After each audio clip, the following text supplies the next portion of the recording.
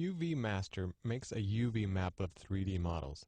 The result is kind of like a bearskin rug. It's a flat surface for storing color and other maps in a 2D image that can be exported to other programs. It's easy to use, but does involve a few steps that are worth practicing. Make sure you've got the UV Master plugin installed and open up the exercise file. I'm going to get the light box out of the way. And you also want to make sure that the model is on its lowest subdivision level. So let's see, in geometry, it's on 1. That's good. Now go up to the Z plugin menu, and we'll just dock this to the palette. I'm going to click on this button here. And let's expand the UV Master subpalette. Now there's a lot of options in here, but let me go through them. You could just click on Unwrap and let UV Master do its thing, and it'll spit out a UV map. Just going to take a few seconds. Alright, well it's done. Let's go down to the Texture subpalette, Texture Map, and see what result we got. If we click on New from UV Map, ZBrush is going to create a texture map that shows us what the UVs look like. So if you hold the mouse over this little image here, you can see that it's taken the entire 3D model and just flattened it out into a 2D image.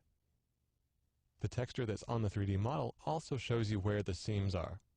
So you can see that there's these two big seams right up the front of the model, and one seam that's cutting the head in half. And usually I'd like to put seams in less conspicuous places.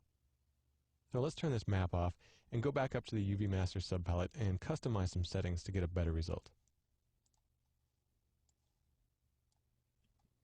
Let's turn on polygroups by hitting Shift F. You can see that I've already split the model's main parts into separate groups. UV Master can use these groups to split up the UV map as well. This usually produces a better result because it doesn't have to flatten out one big shape. Instead, it can work on getting the best result for several smaller shapes. So let's just turn on polygroups to take advantage of that option. You can also turn on Use Existing UV Seams. This feature is useful if you've cut UV seams in a different program and you just want UV Master to do a neater job of flattening out the map. I don't want to use it this time because we've already got seams that spread out the entire model into one map, so that's not useful right now. You could use the Unwrap All button. What that does, it unwraps all the subtools at once, but I prefer to do them separately.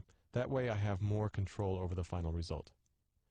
Now that we've activated the polygroup setting, let's hit Unwrap again and see what we get. Alright, just took a few seconds. Let's go back down to Texture Map and click New from UV Map again. Now you can see the result is broken up all of the different polygroups that I had, and so we're getting seams in a lot better places now. So let's just turn off polygroups, hitting Shift F. And it actually included the wireframe that I had turned on. Let's make another one with that turned off. New from UV Map. Okay, so it's a little easier to see now. So the seams are in less conspicuous places now. We're not cutting one right across the middle of the face. And it is cutting seams in places like around the belt where there's a natural seam anyway, and around the hem of the pants. So that's a good place to put seams. UV Master is great at doing a fast general purpose UV map. But if you need a highly efficient map for things like games where every pixel counts, you'll be better off laying out the UVs in a program that is more dedicated to that purpose.